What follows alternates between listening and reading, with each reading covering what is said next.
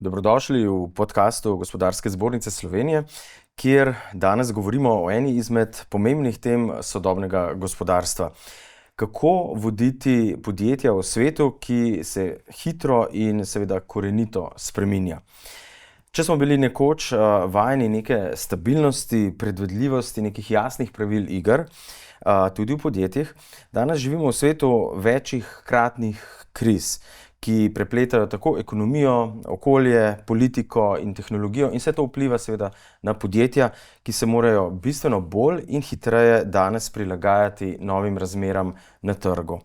Prav zato strokovnjaki seveda opozarjajo, da podjetja potrebujejo nov način vodenja in upravljanja, ki presega neko to industrijsko paradigmo hierarhije, nekega nadzora, dobička kot edinega cilja v podjetjih.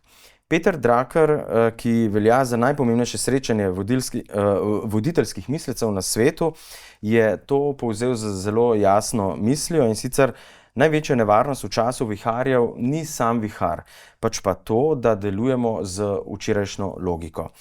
Torej, kakšen je nov sodobnejši način vodenja organizacij in podjetij, kako narediti prehod iz starega na nov način upravljanja, kakšne so seveda prednosti, pa tudi pasti pri tem prehodu in tej preobrazbi z mojima današnjima gostoma, Nino Pozderec, strokovnjakinja za organizacijsko kulturo in nove načine dela pri podjetju Switch to Eleven, in Benjamin Hrkić, kreativni direktor agencije Bold Group, ki je v zadnjih 3 letih postala ena bolj prepoznavnih slovenskih agencij, ravno tudi zaradi te pogumne spremembe načina vodenja in upravljanja podjetja in samih postopkov.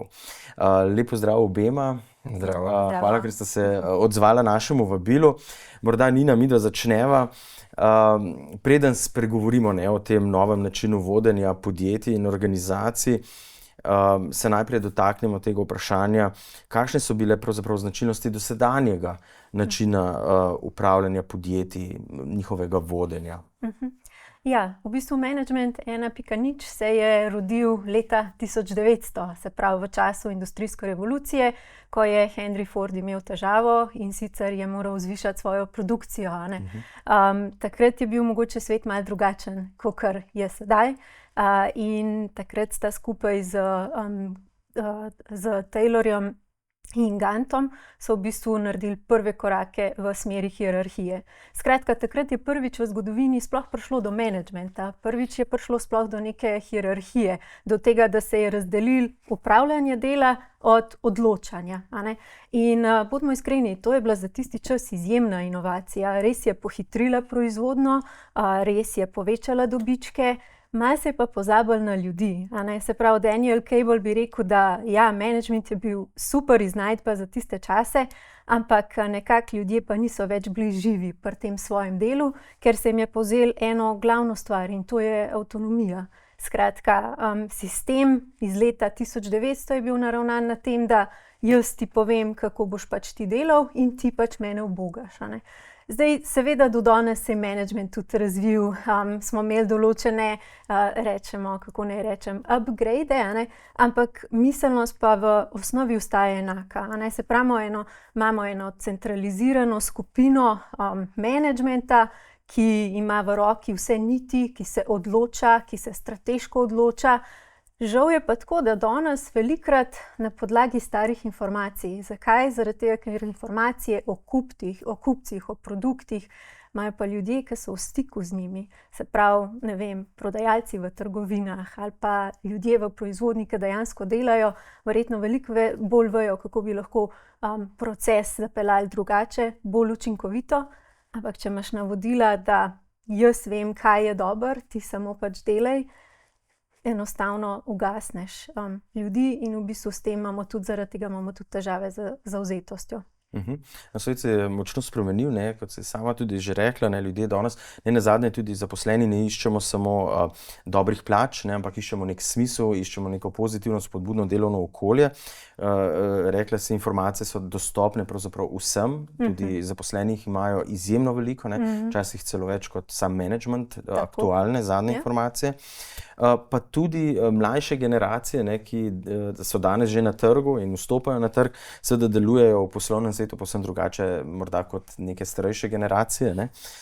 Zakaj torej zakaj sploh potrebujemo torej ta drugačen način vodenja, kot smo ga poznali do danes, ki si ga ravnokar opisala? Zdaj, prva stvar je hitrost sprememb, a ne. Če sem prej omenila Henry Forda, bodimo iskreni, Henry Ford je 11 let delal isti produkt z istim načinom dela. Zdaj, mene zanima, imamo še kakšno podjetje na svetu, ki bi imeli 11 let, da se ne spremeni. Mislim, mi se običajno, sploh v marketingu, ne vem, če imamo 11 dni, da delamo isto, a ne. Se pravi, je svet postal izjemno hiter. Digitalizacija in globalizacija je pač povzročila to, da inovacije se izjemno hitro širijo. Če pač Bolt danes nekaj pogrunta, je zelo velika verjetnost, da jih bojo zelo hitro lahko kopirali, zaradi tega, ker to ni več nekaj, kar bi trajalo leta in leta, preden bi nas nekdo ujel. Tako da to je definitivno prva stvar. Hitrost sprememb, hitrost inovacij, globalizacija, digitalizacija in v bistvu seveda na drugi strani smo se tudi potrošniki izjemno spremenili. Danes nobeden več ni pripravljen čakati en dan za neko stvar. Vsi hočemo imeti stvari takoj, personalizirane, kvalitetne, pa seveda čim bolj poceni, a ne. Se pravi, vsekakor nimamo več tega časa, da bi lahko vse odločitve bile skoncentrirane, ne vem, v 5-10 posameznikov, ker oni se ne morejo tako hitro odločati oziroma pač odločitve enostavno ne morejo biti tako kvalitetne. Potem pridemo pa seveda tukaj še do mladih, tako kot si rekel. Niso samo mladi tisti, a ne, se pravi, mogoče so starejše generacije, bile navajene na drugačen način delati, tudi druge vrste svet je spet bil, a ne. Danes mladi zelo velikokrat iščejo smisel in če je bilo včasih, kaj moram narediti, a ne, se pravi, je danes vprašanje, zakaj moram zdaj to narediti, ne. Se pravi, ta del konteksta, kaj imam jaz od tega, je to skladno s tem, kar jaz želim. In na srečo se tudi dogaja ta pritisk, a ne, da če smo včasih bili v tej logiki zero sum, se temu reče, skratka, da če jaz zmagam, moraš ti nujno izgubiti, a ne, in mogoče, da bi bilo fajn, če podjetja delajo malo manj škode planetu pa ljudem, a ne, je danes logika začela biti popolnoma drugačna, a ne. Se pravi, kako lahko podjetja prispevajo k tem, da je svet boljši, da je svet lepši, ne samo, da ne vem, malo manj onesnažujemo ali pa na koncu delamo sam greenwashing. No, na letošnjem forumu, ne, Petra Drakarja, ki velja za najpomembnejših srečanj voditeljskih mislecev na svetu, ne, bodo govorili o potrebi po tako imenovanem The Next Managementu, ne. Kaj pomeni pravzaprav ta The Next Management v praksi? Nek nov način voditeljstva verjetno. Ja, v bistvu gre dejansko za spremembo miselnosti, ampak hkrati tudi sistema, a ne. Če smo do danes bili nekako navajeni hierarhije, ki so jo prej omenil, formalne hierarhije, a ne, to ne pomeni, da v naprednih organizacijah pa pač v The Next Managementu hierarhije ni, je pa res, da ni formalno postavljena in da pač se zgodi precej bolj naravno in v bistvu mi imamo en tak izrek, ki po mojem The Next Management zelo dobro pač ponazarja, a ne, da vsak je vsaj enkrat v 24 urah vodja, a ne more pa ni človeka na svetu, ki bi pa lahko danes še vedno bil 24 ur na dan vodja. Zakaj? Zaradi tega, ker trenutno je zelo velik pritisk na vodstvu, na managementu, na team leadih, ker naenkrat, ko napreduješ v to pozicijo direktorja, a ne, se od tebe pričakujejo čisto ene druge kompetence, za katere v bistvu te ni nobeden, te jih ni naučil, te jih ni predal, a ne, ampak hkrati se pa začnejo pritiski dogajati iz vidika tega, da seveda ti moraš biti še vedno najboljši, še vedno moraš biti strokovnjak, ampak hkrati moraš pa naenkrat biti motivator, moraš se znati pogovarjati z ljudmi, moraš znati dajati feedback, moraš poznati timske dinamike, moraš znati en cel kup nekih stvari, ker roka na srce ni človeka na svetu, ki bi to znal. Ampak ne rabi biti, zaradi tega, ker v ekipi smo ponavadi različni. In če sem jaz v nečem dobra, pa Benjamin v tem ni, je super, da vsaj jaz to znam. In čeprav bi mogoče Beni imel ta naziv, to ne pomeni, da mogoče za kakšno stvar ne bi bilo bolj primerno, da bi jaz prevzela lead. Tako. No, ko govorimo o novem načinu vodenja organizacij, ne, vi jim pravite, da so to organizacije prihodnosti. Ne? Večkrat smo ta izraz slišali, ne nazadnje na Gospodarski zbornici smo že imeli nek dogodek o teh organizacijah prihodnosti. Katere so ključne značilnosti tovrstnih organizacij?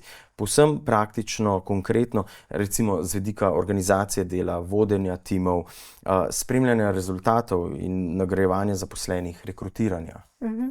Mogoče tako, če najprej v splošnem, se pravi, gre za en ta prehod, kot si prej rekel, iz kontrole pa ubogljivosti, se pravi, iz tega predvidevanja, da ljudje rabimo biti pod kontrolo in da mi moramo ubogati in da nam se mora sam delegirati in da moramo pač poročati nazaj. Prehajamo v eno fazo, kjer je pač zato, da sploh organizacija prihodnosti lahko dobro deluje, ključno to, da se ljudem zaupa in da se jim pač da avtonomijo. Zdaj z avtonomijo seveda pač pride tudi odgovornost. Zdaj, kaj točno to pomeni pri posamezni organizaciji, je zelo različno. Če je hierarhija povsod ista in jo pač lahko skopiraš, imamo tukaj zelo veliko različnih stilov, kako so se organizacije tega lotile. Se pravi, pri Bolt Groupu recimo imamo popolnoma cross-funkcionalno ekipo, se pravi, to pomeni multidisciplinarno ekipo, ki je zelo skoncentrirana na stranke. Se pravi, ena izmed stvari, ki je izjemno pomembna, je, da smo tako imenovani kot podjetje organizirani glede na stranke, se pravi, temu se reče customer centricity, kar pa seveda ne pomeni, da zdaj tudi Bolt kot samo podjetje ni stranka, pa seveda zaposleni oziroma člani Bolt Grupa so tudi eden izmed zelo pomembnih faktorjev. Tako da v srce postavljamo ljudi, ja, ampak ko rečemo ljudi, ne mislimo samo zaposlene, pa v bistvu ta Chief Happiness Officer, ki ima to v bistvu tudi svoje lahko slabosti, ampak gre se za to, da ustvarjamo ravnovesje med tem, da je firma pač profitabilna, uspešna, zdrava, med tem, da so zaposleni zavzeti. Jaz ne maram govoriti o zadovoljstvu, ampak rada govorim pa o zavzetosti, zaradi tega, ker imamo zelo veliko podjetij, tudi v Sloveniji, ko so zaposleni izjemno zadovoljni, ampak zavzetost je pa minimalna in so v neki coni udobja. Jaz pa verjamem, da rast prihaja iz tam, ko imamo neke frustracije, ki je nekaj, ki je mogoče ravno toliko, da me motivira in grem čez. Malček iz comfort zone. Tako, in vidim, da sem sposobna, pa seveda iz tega, da so pa stranke zelo zadovoljne s produktom.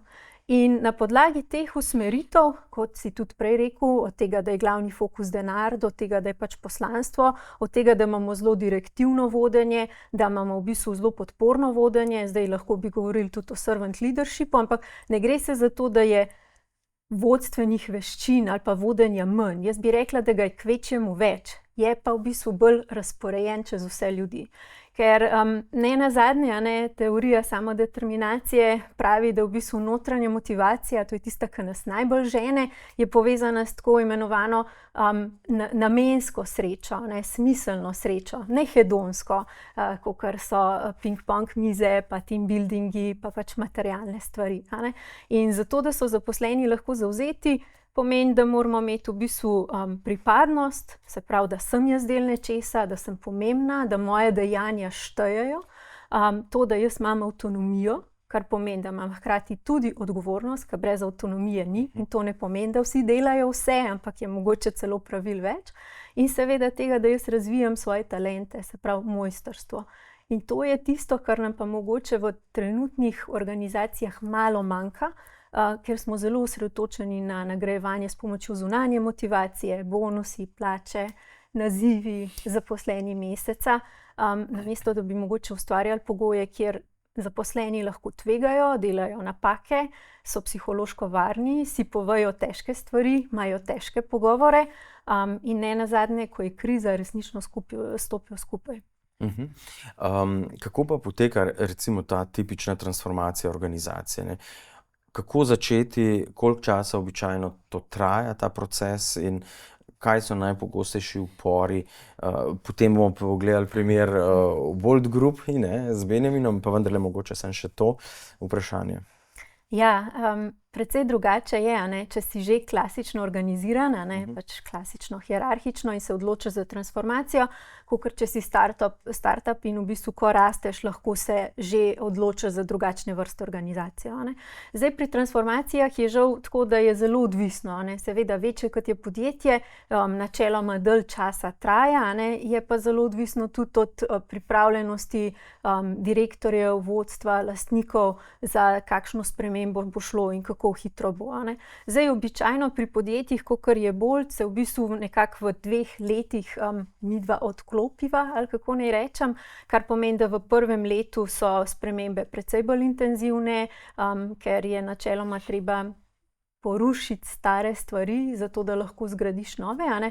Potem v drugem letu se pa v bistvu res dela na tem, da je podjetje vedno bolj samostojno in da v bistvu preide naprej, a ne. Zdaj, velikokrat govorijo o tem, da za spremembo v vedenju rabiš spremembo mindseta, a ne. Mi probamo mogoče iti kar malo drugače, a ne. Se pravi, mi probamo spremeniti vedenja s tem, da spremenimo sistem, ker ljudje smo zelo sistemska bitja in se zelo hitro spremenimo in s tem v bistvu tudi precej hitreje pride do spremembe mindseta, a ne. Tako da naše delo niso delavnice pa PowerPointi, ampak so učenje o tem, kako imeti težke pogovore, kako dajati feedback, kako v bistvu nekoga držati za odgovornost, ki je pač obljubil, da bo nekaj naredil, pa ni, kako sporočiti nekomu, ki je A-player, ki je v očeh vodstva super in vse naredi, da v bistvu je ta oseba toksična in da ostali zaradi nje trpijo in da ostali ne dosegajo rezultatov na podlagi te osebe, a ne, en cel kup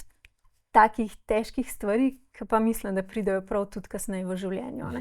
Zdaj, koliko časa traja transformacija, odvisno. Podjetje Roche, ki verjamem, da ga vsi poznate, se pravi Pharma Division, 80.000 zaposlenih, oni so se za to odločili pred 8 leti. Če bi njih vprašal, bi rekli, da se transformacija nikoli ne konča. Še vedno dogaja, ne? In verjetno tudi pri Boldu, ko smo mi se odločili, da bomo drugače organizirani, ko smo šli v skupine, a ne, kakor vem, niste danes več v istih timih, kakor ste bili takrat. Kar je normalno, zaradi tega, ker organizacija deluje kot organizem, ne kot mehanizem. Pač Bolt se je super prilagodil na potrebe na slovenskem trgu. Se pravi, ko se spremenijo zunanji dejavniki ali notranji, se organizacija mora temu prilagoditi. Skratka, to je tista sprememba, ki jo rabimo. Prilagajanje na spremembe, ki je hitro, učinkovito, da zaznaš, da je to treba, ne da zdaj zaradi tega, ker smo pa včasih tako delali, bomo pa zdaj mogli še 10 let. To ne gre. In v bistvu pravi preskok je ravno to. Ko v podjetju sami zaposleni začutijo, da čeprav je mogoče lansko leto bil sistem dela še vedno v redu, je letos pač enostavno svet drug in se je treba drugače prilagoditi in organizirati. In mislim, da pri vas to super funkcionira. No, boš sam povedal. No, mogoče se pa kar midva nadaljujeva, Benjamin. Agencija Bolt Group, ne, torej marketinška agencija, ne, je, kot sem dejal, v 3 letih pač prešla iz neke klasične organizacije v eno bolj naprednih kreativnih ekip, ne, v Sloveniji. Danes delujete po načelih res večje avtonomije, ne, sodelovanja in seveda odgovornosti vseh zaposlenih v sami ekipi. Zakaj ste se pravzaprav pri vas odločili, da greste iz neke klasične organiziranosti agencije in delovanja v nov način upravljanja postopkov in podjetja? Razlogov je ogromno. Enoznačen odgovor bi bil biti boljši. Biti tudi neko percepcijo imeti na trgu drugačno, že z vidika neke diferenciacije, ker je trg je precej surov pri nas, majhen je zares in kot nek mlad, nov, svež igralec na parketu, kjer so stvari dostikrat že precej že razdeljene, oziroma je, kot sem že povedal, je surov boj, je treba ugotoviti, na kakšen način se boš ti pripravil za ta nastop na trgu. In tudi situacija pri nas je bila precej specifična iz vidika tega, da sta se 2 podjetji praktično združevali. Na papirju oziroma administrativno je to že bilo urejeno že kakšno leto. To je prišla odločitev, da potrebujemo novo blagovno znamko, kako bomo 2 ekipi, ki sta do tistega trenutka delovali popolnoma ločeno, zdaj združili. In zdaj marketinško je eno, ko ti narediš blagovno znamko, no več, ker zdaj smo vsi pod isto zastavo. je pa dosti težje bilo sestaviti ti dve ekipi, ki sta včasih celo bile na nasprotnih bregovih, ker vsaki vlekel malo na svojo stran, tudi pole to vodstvena struktura je bila, 2 lastnika na eni, 2 lastnika na drugi, zdaj so kar nekaj 4 lastniki za vse nas. Tako da to je bil en tak moment, kako lahko z eno to tabulo raso zares začnemo tudi na novo graditi kulturo podjetja. In pa so vsi te benefiti, ki jih pa ta agilni pristop tudi prinaša, od učinkovitosti, avtonomije. Veliki izziv je bil število kadra. Mi smo na neki točki konstantno dodajali nov kader in ugotovili, da ta sistem glede na naše naročnike in vse, ker obseg dela se je večal, ampak ni pa vzdržno, da boš ti konstantno zaposloval nove ljudi. In smo tu iskali neke alternative, na kakšen način se organizirati.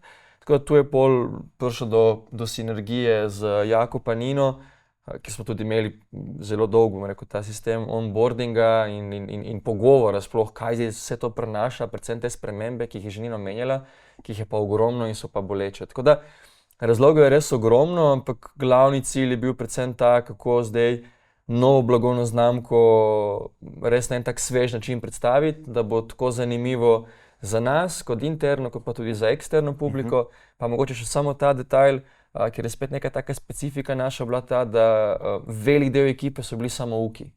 Mi smo imeli zelo malo ljudi iz oglaševanja, ki so primarno prišli iz oglaševanja in smo tudi tu imeli smo prepoznali še eno mogoče unikatno priložnost, da se ne naslanjamo na neke stare konstrukte, ki obstajajo že kar nekaj časa, ampak dajmo pogledati, kaj res lahko mogoče novega tudi mi prenesemo na sam trg.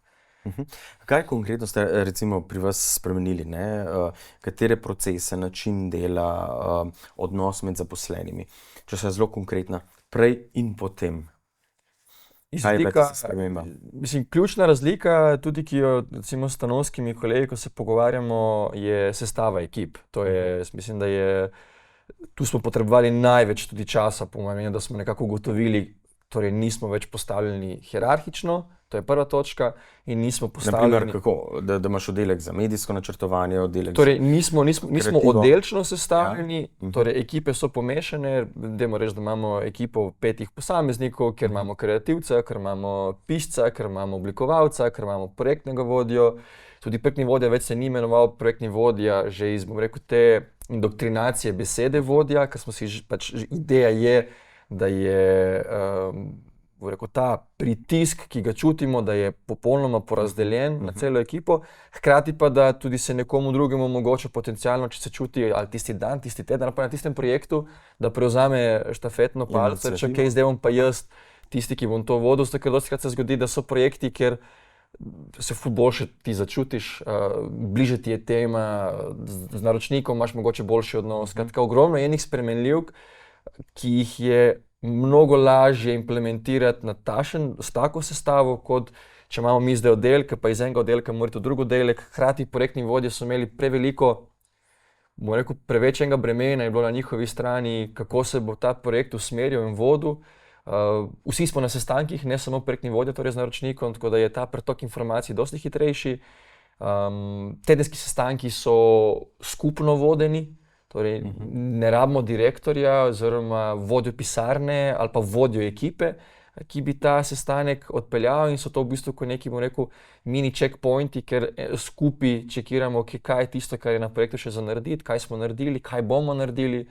Upeljava tudi konec koncev nekih softverjev novih oziroma programov, orodij, kot je Miro, kot je ClickUp, neke vrste CRM sistem zares. Tako da dosti enih sprememb se je dogajalo in pa ogromno se je zgodilo sprememb na sami kulturi podjetja. Torej, ne rabimo HR, sami lahko krojimo kulturo, ne rabimo imeti vodje, zato ker lahko vsak ima svoj del, rekel, vrtička, ki pa skupaj sestavlja eno tako prijetno oglaševalsko džunglo.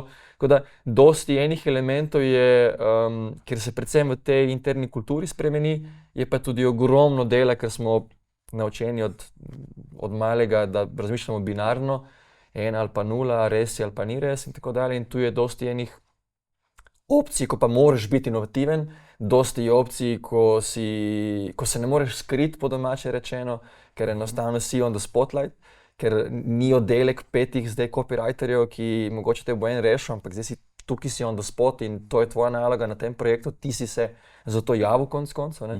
Tako da ogromno enih sprememb na način, kako delujemo, kar tudi zna biti včasih tudi manjši šok za kakšnega naročnika, ker so navajeni delati z eno osebo, se slišati, ne komunicirati z večjo ekipo. Sama narava projekta je malo drugačna. Tukaj se mi postavilo vprašanje, pa verjamem, da tudi marsikomu na vodstvenih položajih.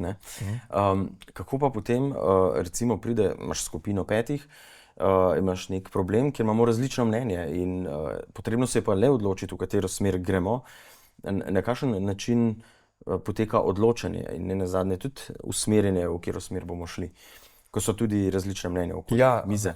Je super vprašanje, na katero smo tudi mi dosti časa iskali en odgovor in ugotovili, da enega odgovora ni. Opcije je ogromno, od demokratičnih, torej da se da na mizo vsa mnenja in se glasuje, in potem tudi na podlagi glasovanja res pogledamo in se tudi vprašamo, zakaj je kdo glasoval za določeno idejo, kar je dosti predvsem v oglaševanju v teh toksičnih kulturah, ker je toksično okolje precej, dosti krat gre, da počinu, če lahko tako rečem, tista bo obveljala. In zdaj to pomeni, da če sem jaz kreativni direktor, bi v tej smeri rekel, ok, nihče ne ve boljše o kreativi kot jaz, oziroma moja mora biti vedno zadnja, kar pa pač ni res. Tako da eno je lahko glasovanje, druga stvar je, da enostavno se obrnemo na specialista same situacije. Če se pogovarjamo o neki oblikovalski zadevi, bomo to nekako skušali maksimalno zaupati in dati čim boljšo podporo našim oblikovalcem, torej kako jih mi lahko suportiramo. Dostikrat pa se tudi zgodi, da enostavno smo pa v nekem tunelu, ker pa potrebujemo tihega vodjo. In razlika med prejšnjim sistemom in tem sistemom je, da dostikrat je ta tihi vodja oseba, za katero boš najmanj pričakoval. Še zmeraj obstajajo karakterno določeni, ki so malo bolj ekstrovertirani, ker se dostikrat to nekako pogojuje z vodjo, kar pa ni res. Vodja mora enostavno vedeti, ok, v to smer bomo pluli, pa čeprav je proti toku in ne rabi biti super glasna ta oseba, ampak samo da nas pomiri, reče, v to bomo šli, v to verjamemo, a smo za, argumentiramo skupaj, tako da dosti je res bazirano na samem pogovoru in na tej učinkovitosti, ok, dajmo dati vso podatkovje, ki ga imamo na mizo in dajmo ugotoviti, kaj je najboljša opcija. Če mogoče pogledamo še vaš delovni dan, kako pravzaprav poteka v praksi, z razliko od prejšnjega sistema, ko ste bili klasično organizirani? Ja, sej dostikrat, ko se pogovarjam tudi tako z kolegi iz ostalih agencij, eni imajo popolnoma, se mi zdi, skrivljeno sliko. Naš delovnik kot tak se v osnovi ne razlikuje toliko od ostalih organizacij. Tisto, kar pa je drugače, je ritem tedenskih sestankov. Je ritem sestankov z naročniki, ker skupaj z naročniki postavljamo plane za 14 dni naprej, z neko besedo sprint, bi temu rekli. In pa predvsem tisto, kar je ključno v mojem delovniku, je, da vsak dan sedim ne z isto mislečimi, oziroma z ljudmi iz istega nekega silosa, ampak sedimo vsi skupaj, tako da je ta pretok informacij dosti hitrejši in se dosti hitreje imamo tudi stoječe sestanke, ker je neka situacija, ki je, zdaj bomo prekinili miselni tok, dajmo se pogovoriti in dajmo nadaljevati s samim delom naprej. Tako da jaz kot kreativni direktor delam vse, kar delajo tudi ostali kreativni direktori, pa še kakšna zadeva zraven pride, ker vseeno tudi smo fluidni v samih funkcijah. Dotaknila so se sestankov, da te precej obremenjujejo, mislim, da nas vse organizacije, sploh više, ko si po nekem rangu, tudi kot vodja, več imaš samo sestankov. Kako imate to urejeno, recimo, tekom tedna, če to ni neka poslovna skrivnost? Ne, ni. Skrivnosti kako ste se organizirali, da je lažje in bolj učinkovito delo? V osnovi smo začeli z Jako in Nino, da smo imeli vsak ponedeljek je bil planning, torej daljši sestanek, kjer smo splanirali stvari za en teden vnaprej, če se je dalo za 14 dni naprej. In potem smo imeli vsak dan, torej vsako jutro smo imeli krajši check-up oziroma daily, smo temu rekli. Mi smo v tej naši transformaciji in v teh premnogih spremembah prišli do točke, ko smo ugotovili, da so nam popoln delovnik sestankov nam je, da torej vsak ponedeljek dopoldne imamo sestanke z večino naročnikov, ker dobimo vse informacije, ki jih potrebujemo. V ponedeljek popoldne ima celotna ekipa planning, torej imamo vse vhodne informacije, ki jih potrebujemo za ta teden.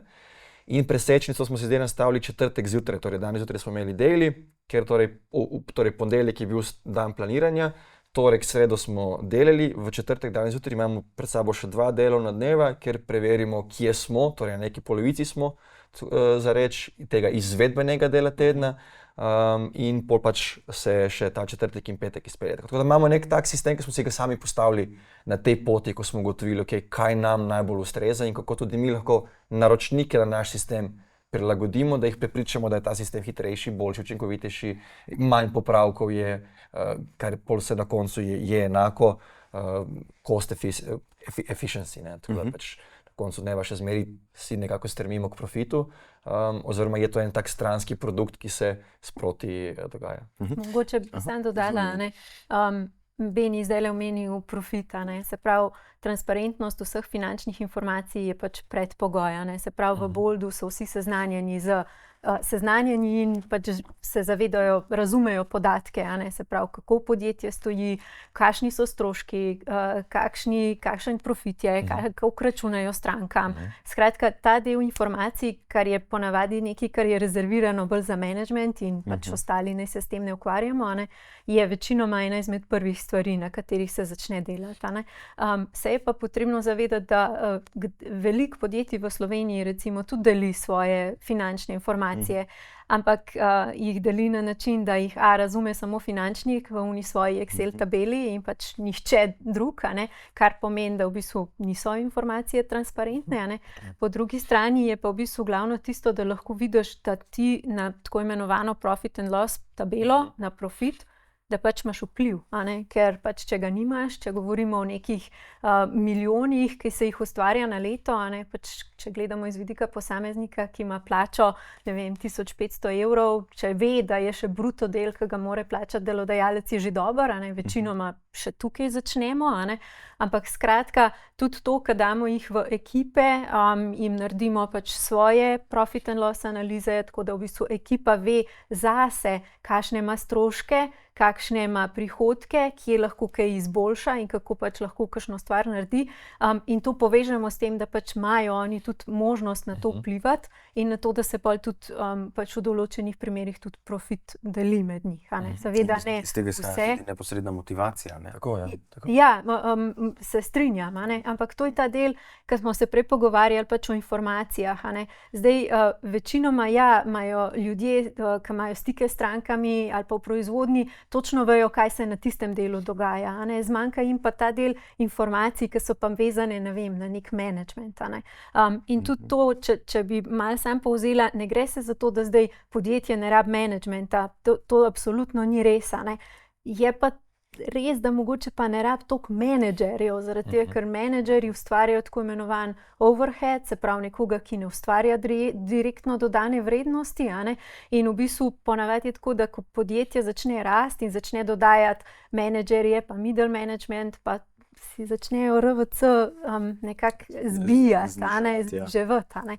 In v bistvu pri Boldu so tudi to ugotovili, se pravi, kaj novi projekti prihajajo, projektni vodje pregorevajo, ki morajo imeti vse niti, pa kontakte, vse, pa stranke so na njih navajene, boh ne daj, da je kdo šel, zaradi tega, ker se je stranka na eno osebo navezala, zdaj ve, da je cela ekipa za njo, je mogoče bilo celo bolj jim jasno, a zato mi tak pavšal plačujemo, ker dejansko za nas dela res 5 ali pa 6 ljudi. Take manjše spremembe, ampak se pravi transparentnost informacij, finančnih informacij, izobraževanje o financah in hkrati tudi pretok vseh teh informacij, ki so pomembne. Ne vem, kaj se na trgu dogaja, kaj se s podjetjem dogaja, se pravi, to se dela z mesečnimi town halli. Skratka, ta prvi del transparentnosti je izjemno pomemben. Transparentnost informacij, potem je pa transparentnost v odnosih, ki je pa mogoče malo težja. Tako da ne gre se zdaj samo za to, da zdaj pa ni kar naenkrat, pa nimamo vodij, pa nimamo projektnih vodij, ampak gre za en tak prehod iz tega, da delamo skupaj kot ekipa, kar je tudi kdaj recimo vprašanje, zakaj pa ne bi ostali v silosih. Ja, prvič zaradi tega, ker želimo, da so ekipe multidisciplinarne, da so lahko pač kot ekipe avtonomne, da se vse odločanje dogaja znotraj njih, ne da zdaj čakamo nekoga zunaj, ker to nas dela počasne. In še enkrat, silosi so bili tudi super inovacija v avtomobilski industriji, ki je spet pohitrila zadeve, ampak so iz leta 1950. Danes se pa čakamo v oddelkih drug na drugega ali pa kdaj. Je potrebna hitrost, prilagodljivost. Tako, ja. Ja. Omenila si, Nina, tudi bom rekel, ta drugi del plati medalje, ne? Torej verjetno ne poteka vse najbolj enostavno, ne? Pri tej transformaciji, ne? Verjetno so nekatere stvari, predvsem odnosi, a ne? Pri tej transformaciji ena težjih zadev. Kaj je bilo recimo pri Bolt Groupu kar je bilo največji izziv, ko ste šli iz klasične v to napredno organizacijo prihodnosti? Ja, jaz bi tle še en korak nazaj šel. Še preden se v bistvu ekipa odloči, da gre v transformacijo, je anonimna anketa, ki jo vsi izpolnimo. Predtem smo dobili vse informacije, kaj to zares bo pomenilo na dolgi rok in na kratki rok. In zdaj me popravi, če se motim, ampak 90% skor bi moral biti 80% skor. Mi smo takrat imeli ekipo 17-18 zaposlenih in dve osebi sta bile proti, ena od teh se bil tudi jaz. In zdaj se bom navezal na vprašanje, zakaj bi prišel do tebe, potem zate najtežje, pa izvoli. Ampak je vezano na precejšnji del ekipe, ker v tistem momentu smo ugotovili, da funkcija, za katero si se boril, specializiral, ni več tista funkcija, ki je ena in edina zate. In dosti nas je bilo takšnih, ki smo prosto tudi s to združitvijo prišli do položajev, za katere smo delali 5, 6, 7, 8 let, recimo na položaj kreativnega direktorja, art direktorja in tako dalje, in prideš do nekega tudi konec koncev statusnega položaja, ki ti je nekako bil spet vcepljen čez celotno kariero, kaj je tvoj cilj, prideš do tega cilja in potem ti nekdo reče, ja, ampak zdaj ti mora dati še ful drugih stvari, pa se prilagajati, pa ne boš vodja, pa po domači črno spet boš moral prijeti kdaj za metlo, če bo to tudi se pričakovalo od tebe. In tu je bil, mislim, da prvi ta shift, ko se je ta hierarhija začela razbijati in so določeni kadri na višjih položajih dobili informacije zelo koristne, pa tudi kakšno navodilo od nekoga, po domače rečeno, z nižjega položaja. In tu so bili prvi te momenti, ko je v glavah malo začelo bliskati, kaj boš pa ti meni govoril. Tako da in to je čisto taka, se mi zdi, taka naravna reakcija, ki se nam je precej dogajala, sodelovati z drugimi oddelki, ko prej nisi bil prisiljen, da imel si eno osebo, ki je bila ta vezni člen, zdaj pa kar enkrat si se pa ti moral tudi učiti podati informacije, kar je izjemno težko.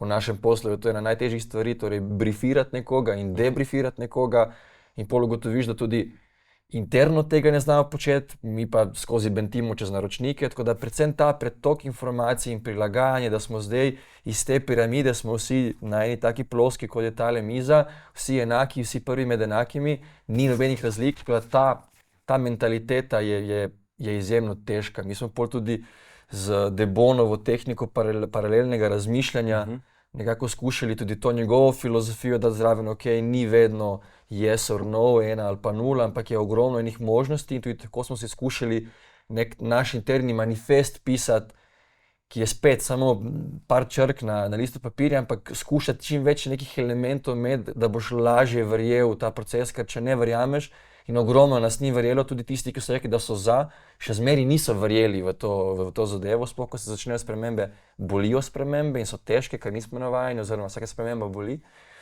in je kar trajalo. In potem prije pa do nekega odpora. In toksična oseba zelo hitro zastrupi okolico in če smo majhno podjetje, smo še zmeri, če gledamo na število zaposlenih, je ta toksičnost se zelo hitro razširi in pri nas se je zelo hitro razširila in je dosti težje zdraviti to zadevo kot v nekem večjem sistemu. Tako. Kako si se ti osebno recimo s tem soočil, s temi izzivi, ki si jih omenil, ne? Ja. Kako si prišel, kje si videl potem prednosti, oziroma danes, kje vidiš prednosti potem, ko ste šli uspešno čez to transformacijo? Ja, mislim, jaz tu se ne izključujem. Jaz sem tudi s to novo blagovno znamko tudi dobil naziv kreativnega direktorja, kar je od prvega dneva bil nekako cilj na tej moji karierni poti in v tistem momentu sem pa hkrati dobil še 5 drugih funkcij. Tako da, ko sem se uspel prilagoditi, je po mojem bil moj največji izziv ta, da sem pa pol želel biti v vseh porah prisoten. In sem bil prisoten in v People and Culture, ki je nek substitut za HR ekipo, in sem bil prisoten v prodajni ekipi, in sem bil prisoten v kreativni ekipi, in sem bil prisoten v ekipi, ki je sestavljala kulturo podjetja. Skratka, sem čutil ta pritisk, ker sem bil med starejšimi kadri, da pa vseeno zdaj pa moram delati vse. In tu je pol drugi moment bil, ker so se mi stvari malo krhale, ker sem bil tako, vsega pa ne morem, čeprav lahko, vsaj iz mojega vidika, dodam povsod nekaj. In ključna stvar je bila se omejiti na 2 oziroma 3 funkciji.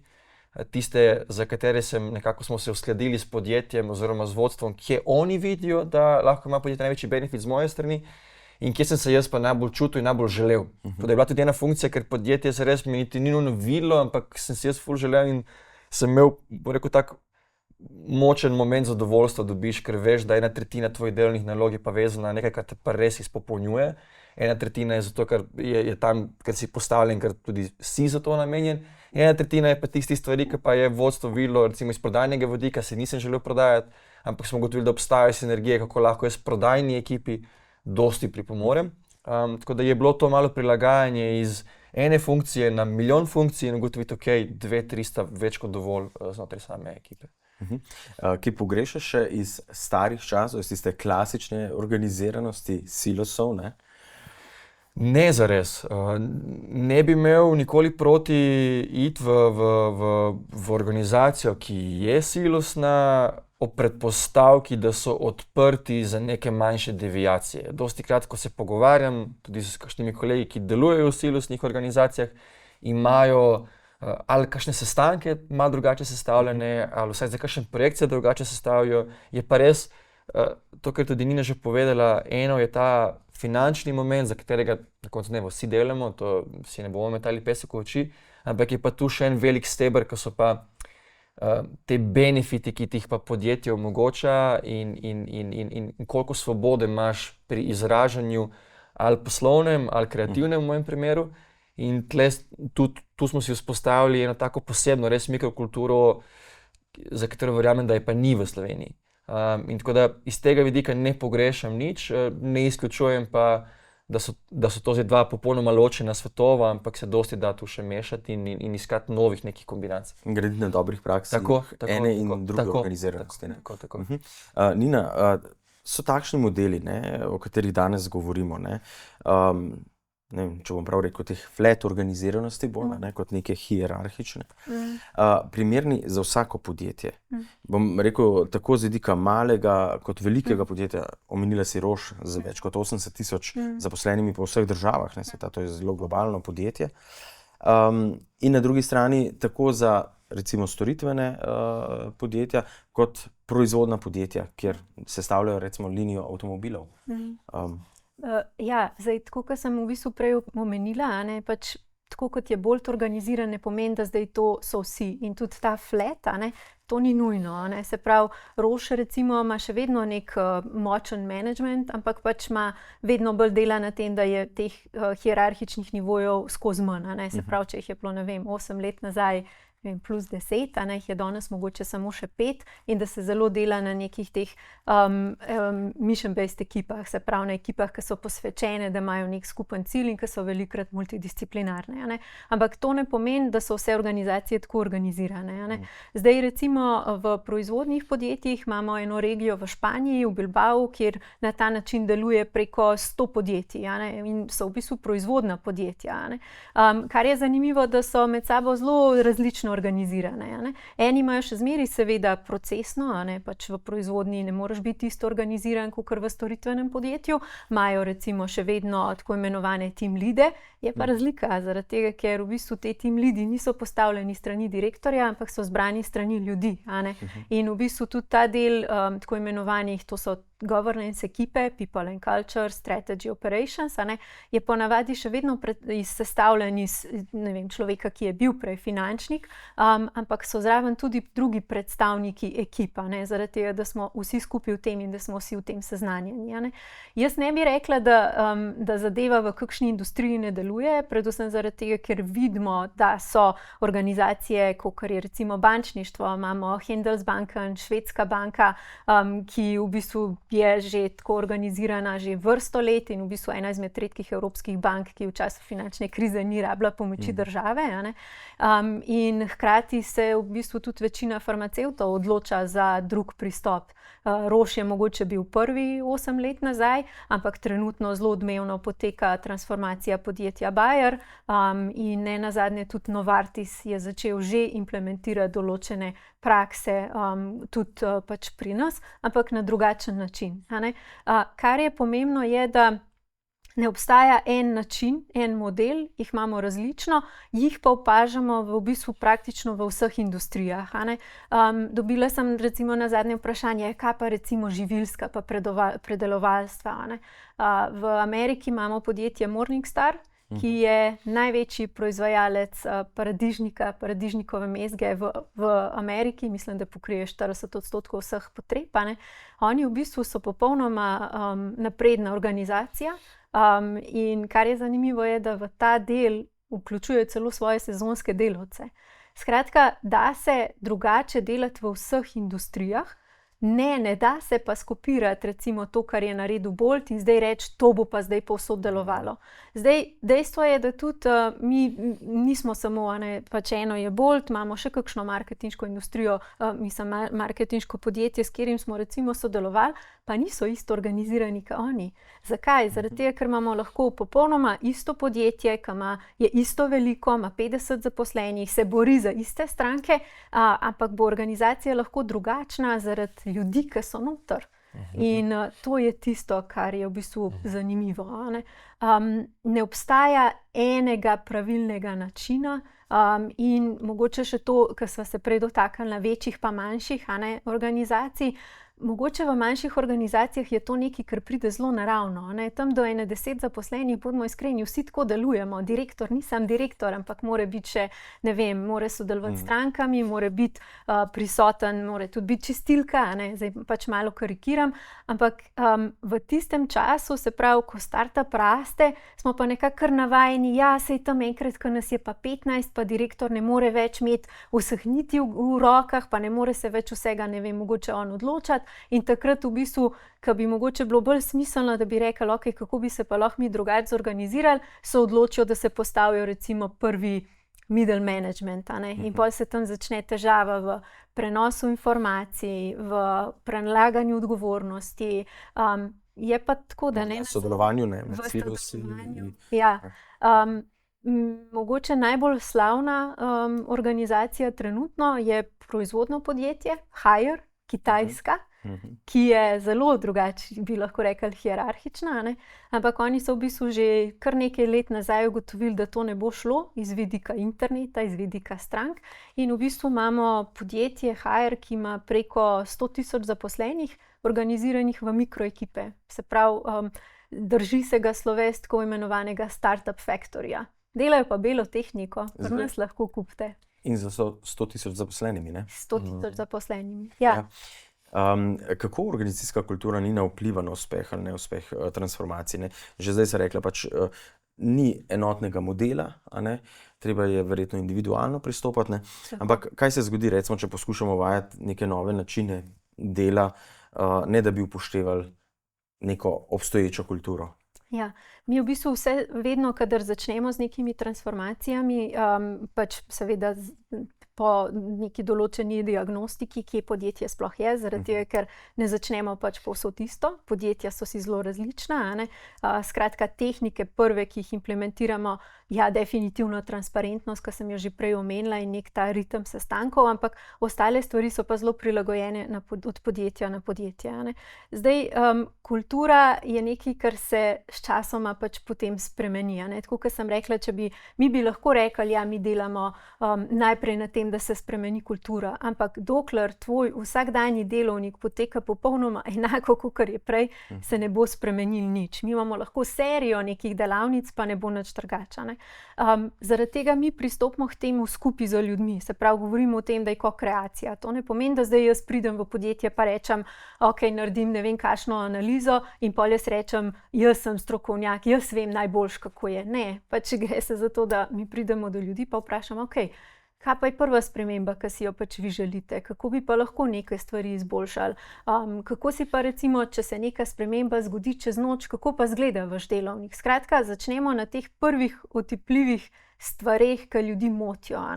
In velikokrat jih moti to, da ne vem, nimajo avtonomije, da ne vejo, zakaj delajo, da ne vejo, zakaj morajo ne vem, neke nalepke limati, ki ne vidijo, ki nimajo informacij. In v bistvu s tem začnemo. In tudi ta, kako bomo v bistvu v ekipe se organizirali, kaj bi bilo smiselno, pač to naredimo skupaj z ljudmi, njihova odločitev. Gre se pa za to, da ja, jaz lahko pridem kot strokovnjak in rečem, možnosti so take in take, seveda pomagam z znanjem, ampak v koncu mora biti odločitev pri ljudeh, ki bojo mogli te spremembe narediti. Zaradi tega, ker če ne bom vedno jaz tista, ki sem jo sprejela in nosila odgovornost in tudi truda na drugi strani pač ne bo. Tako da eden izmed nujnih principov je vključiti zaposlene, tudi iz vidika tega, ker pač ne maram govoriti o upravljanju sprememb, pa govorim o sami tranziciji. In velikokrat je problem v tem, ko podjetje proba neko spremembo uvesti, pa je to lahko, ne vem, minimalna stvar, nov program za potne naloge ali pa karkoli takega, da v bistvu se vodstvo zapre in da se pač to nekje dogaja in v bistvu ljudje, ki so v to od začetka vključeni, so že v fazi te tranzicije. Ampak polk, čez pol leta to povejo povsem ostalim, ostali pa pač niso, so pa takrat šele prvič slišali, začeli, oni so pa v fazi tako imenovanega žalovanja. Pa še to je, da velikokrat je v bistvu v procesu transformacije ekipe zelo hitro zagrabijo, zelo hitro začnejo spremeniti, zelo hitro tudi avtonomijo primejo, klejmajo, jo hočejo imeti več.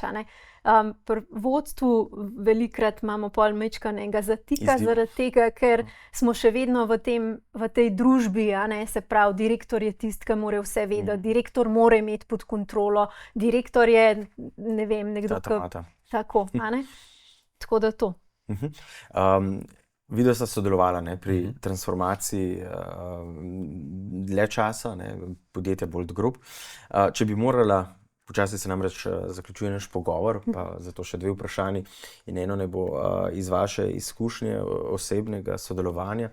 Torej, če bi morala izbrati en trenutek iz časa te transformacije, če malček pomislite, kakšen pozitiven ali pa tudi kakšen težak nekje je bil izziv, ki je bilo res naporno, morda neprijetno, kaj bi izbrala? Kateri so tisti trenutki, na kateri se najbolj tako spomnite? Ja, jaz mislim, da če mogoče začnemo z lepimi trenutki, je bil predvsem moment, prej zelo dobro tudi povedala Nina, to grajenje kulture. Mi smo prišli do točke, ko je tudi vodstvo, del vodstva je reklo, ok, zdaj smo mi skupaj z vami, smo tudi mi zaposleni in je vodstvo odprlo s pomočjo predvsem Nine pa Jake, dalo vse karte na mizo. Kar pomeni, da smo sami lahko začeli si izbirati izobraževanja, sami smo si začeli izbirati nove zaposlene, sodelavce, ker to tudi vpliva pol na kulturo, ker kultura se je sestavljala in razstavljala z vsakim odhodom in prihodom. In tu recimo smo mi dobili, saj recimo meni osebno je bil ta moment, ko sva uspela se dogovoriti z vodstvom, da lahko jaz delam recimo razgovore v imenu ekipe in da pol skupaj z ekipo in naredimo razgovor za novega zaposlenega, ki ga pol enostavno samo prezentiramo vodstvu in vodstvo pol reče ja ali ne, oziroma se dogovarja za tiste tehnične zadeve, ampak ok, ekipa si je to vse bo zbrala, zakaj, skupaj smo prepoznali, kaj je tisti manko in smo dobili ta moment ne samo moči, ampak tega, da konec koncev si vsak dan 8-9 ur tukaj in si želiš biti z ljudmi, ki imajo podobno vizijo, ne rabijo enako razmišljati kot ti, ampak imajo podobno vizijo. Malo težji moment je pa spet povezan z odnosi in sicer z odhodom. Imeli smo pa zaposlenega in v tistem momentu ni bil težek, je bil grozen moment. Ampak S tem, ko pa prespiš, pa ko pa pogledamo za nazaj, je pa bil po mojem ključen trenutek v našem sodelovanju, ker takrat se je ves mehurček je počel in smo ugotovili, ok, zdaj pa smo lahko samostojni, ko smo ta obližo trgali. Situacija pa je bila, da smo imeli zaposlenega, ki je bil nezadovoljen, ki je bil nezauzet, ki ni bil toksičen sicer, ampak enostavno je vlekel ekipo dol. Je pa to bil zaposlen, ki je bil od samega začetka zraven in ne da je imel zdaj nek poseben status, ampak enostavno smo ga tako imeli radi, da se nismo znali z njim soočiti na transparenten, iskren, direkten način. Jaka pa Nina sta pomagala organizirati neke vrste feedback session, kjer smo se usedli dol kot cela ekipa in si povedali s težkim srcem in tudi s solzami in tako dalje. Imeli sestanek, kjer je tudi pol ta posameznik se odločil dati odpoved, ker nam je vsem srce razpadalo, ker pričakovanja o tem, kako naj bi ta sestanek izgledal, so bila popolnoma drugačna strani vodstva, iz strani ekipe, strani njega in iz strani Jake pa Nine. In tu so se mnenja tudi vseh nas popolnoma razhajala do točke, ko se nismo vsi pomirili in ugotovili, da odhod tega zaposlenega je bila ena najboljših stvari zanj, bila super odločitev za nas, super moment pa en tak zrelostni izpit za nas, da smo videli, ok, ne rabimo več njih kot organizatorje, ne rabimo več vodstvo, da je kot nek vmesni člen, ampak s tistim momentom dalje je ta ekipna transparentnost in iskrenost, ko nekdo nekaj ne naredi ali zamuja, smo to uspeli tako močno rešiti, tako dobro rešiti, da smo po mojem od tistega trenutka dalje tudi dojeli agilnost, si jo sami doziramo in ključni moment agilnosti je inovativnost in pa transparentnost. In smo tu ugotovili, da če se znamo pogovarjati o najtežjih zadevah, se lahko poti pogovarjamo o tem, kako bova danes mi dva sprintala ta list papirja, ali bo landscape, ali bo pokončno. Skratka, to sta mogoče neka taka dva momenta. Ja, definitivno ta grozen moment bi delila s tabo. No, v bistvu po moje, da izmed sestankov, po katerim sem jaz tako jokala, ker res mi je bilo res težko in mi je bilo mar, tudi za ekipo in za tega posameznika. In jaz sem si želela, da bi se išlo drugače, po drugi strani pa se je res kasneje izkazalo, da je bilo to mogoče nekaj, kar se je nekako, kako ne rečem, moglo zgoditi, zaradi tega, da smo lahko pač prešli to naprej. Mene eden izmed ljubih trenutkov so bile retrospektive z ekipami. Se pravi, to je en del, ki jih mi vedno z ekipami delamo. Zakaj? Zaradi tega, ker na začetku, sam zato, ker daš ti ljudi v skupino, ne pomeni, da so ekipa. Mi velikokrat pridemo pa rečejo, ja, mi pa ekipno delamo, pa v bistvu ugotoviš, da so skupina individualcev, ker pač ekipa je nekdo, ki je med sabo soodvisen, ki ima skupen cilj in pač če moje delo na njega čisto nič ne vpliva in pač če jaz dobro naredim ali ne, briga njega, pol pač ne morava tukaj skupaj nič. Tako da retrospektive so mi definitivno bile. Čeprav so vedno retrospektive na začetku izjemno sterilne, se pravi, vse je ful fajn, pa vse so drugi krivi, pa pač mi smo ful v redu, mi se v sabo razumemo, pa po parih mesecih se pa pač začne in v bistvu pridejo tiste frustracije, tisti majhni kamenčki, ki nas motijo v odnosih, ampak ravno naslavljanje teh manjših stvari nam pol da pogum, da v bistvu lahko tudi te večje stvari sploh sprožimo. Tudi zanimivo mi je bilo to, kako so v bistvu vse retrospektive, nivo transparentnosti, iskrenosti, teže, kako so se v bistvu spremenile, kako se je zgodilo, da se je tudi jokal na retrospektivi, iz vidika tega, ne zato, ker bi bilo to slabo, ampak ker je bilo pač toliko iskreno in da se lahko pač počutiš toliko varno, in dejansko smo takrat rešili neke stvari. Pa res mi je bilo ljubo, ker se spomnim, ko sem pri Beniju bila zraven, ko si imel razgovor, ker predvsem mi je bilo zanimivo, kako iz čisto HR-ovskega vidika, kako HR-ovci čisto na drugačen način vodijo selekcijske razgovore in pogovore, in kakšna je res razlika, a iščeš zdaj nekoga, ki ga boš pač dal v nek oddelek in pač ne boš imel nobenega stika z njim, ali iščeš nekoga, da bo s tabo 8 ur na dan in imaš pač na to vpliv. Se pravi, ta razlika v pogovoru, ta zavzetost, ki sem jo videla takrat pri njemu, mi je bila res ful dragocena. Tako. Super, hvala lepa v bistvu za te zelo dragocene trenutke iz te Ja. transformacije, ne, zelo oseben tudi vidik. Zdaj pa res zadnje vprašanje, ne, namreč smo v podcastu Poslovni nasveti, ne, kjer damo na koncu tudi nasvet vsem, ki nas poslušajo. Če bi morala dati neke 3 nasvete organizaciji, podjetju, ki razmišlja o transformaciji, ki se začenja zavedati, da pač tako, kot smo delali do danes, ni dovolj dobro, nekaj moramo spremeniti. Kaj bi jim svetovali? Lahko. Bi se mogoče navezal na uvodni del citata iz začetka našega pogovora. Naj se pripravijo na nevihto, ampak naj se pripravijo plesati v nevihti.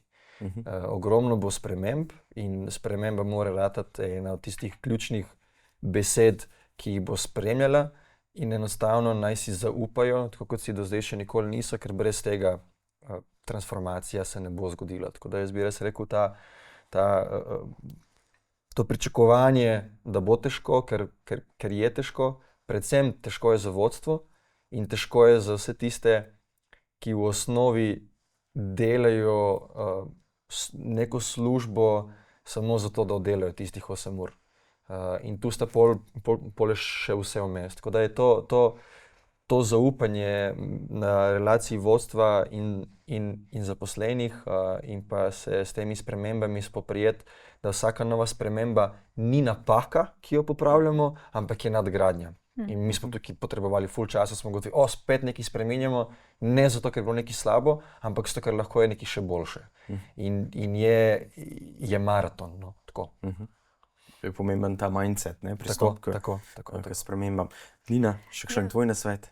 Jaz bi definitivno vsem vodjem ali pa direktorjem v prvi fazi rekla, da preden se mogoče za to odločijo, da poskušajo sami pri sebi razmisliti, kako v bistvu so lahko njihovi ljudje bolj aktivni in manj reaktivni. Se pravi, da vsakič, ko nekdo pride k meni, me vprašati, kako naj nekaj naredi, da mogoče je moja prva namesto, da točno zdiktiram ali pa celo rečem, daj pust, bom jaz, ne, bi mogoče bilo boljše, da se ugriznem v jezik, malo poslušam, pa precej sprašujem, pa pomagam, da oseba sama mogoče pride do odgovora in kakšno stvar naredi.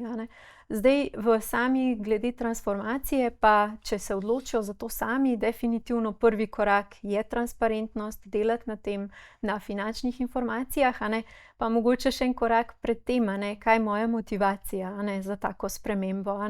Zdaj, kdaj je motivacija žal zunanja, zelo urgentna, ne vem, gre podjetju slabo, tudi take primere pač smo že imeli, kdaj je pa motivacija v smislu tega, da si želijo, da bi lahko ljudje bili bolj zavzeti. Skratka, kaj je tisto, kar je in kaj v bistvu je mogoče od tega, kar jaz kot vodja delam, kar sem pripravljen spustiti in česa nisem.